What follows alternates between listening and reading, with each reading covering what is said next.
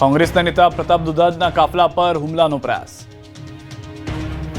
અમરેલી જિલ્લા કોંગ્રેસના પ્રમુખ અને પૂર્વ ધારાસભ્ય પ્રતાપ દુધાતની કાર આંતરીને હુમલો કરવાનો પ્રયાસ કરાયો। સૌરાષ્ટ્રના સાવરકુંડલાના પૂર્વ ધારાસભ્ય પ્રતાપ દુધાત સરદાર યાત્રા સંપન્ન કરી સોમનાથથી પરત ફરતા હતા।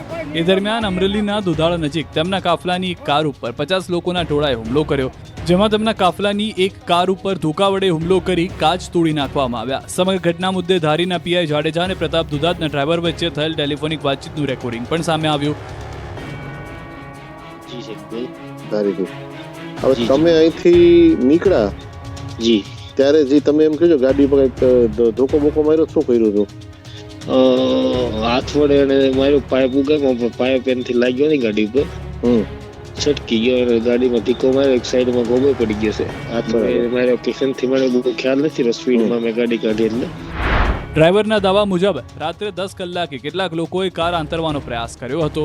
એક ગાડીના કાચ તૂટી ગયા અને ઘટના સ્થળે અફરાતફરી મચી ગઈ। આ તરફ હુમલાના પ્રયાસ બાદ પ્રતાપ દુધાત અમરેલી જિલ્લા પોલીસ વડાને મળવા પહોંચ્યા, જે બાદ તેમણે આક્ષેપ કર્યો કે જિલ્લામાં કાયદો અને વ્યવસ્થા ખાડે ગયા છે। જોકે પ્રહાર કોણે કર્યો અને તેનો ઈરાદો શું હતો તેને તેમણે ઉલ્લેખ નથી કર્યો। ઊંડાણપૂર્વક તપાસ કરવા માંગ કરી।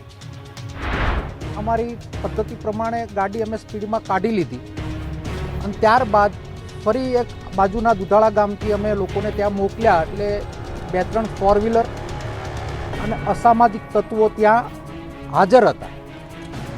શા માટે આ બનાવ બન્યો છે એનો ખુલાસો તો ડીએસપી ઓફિસમાંથી ડીએસપી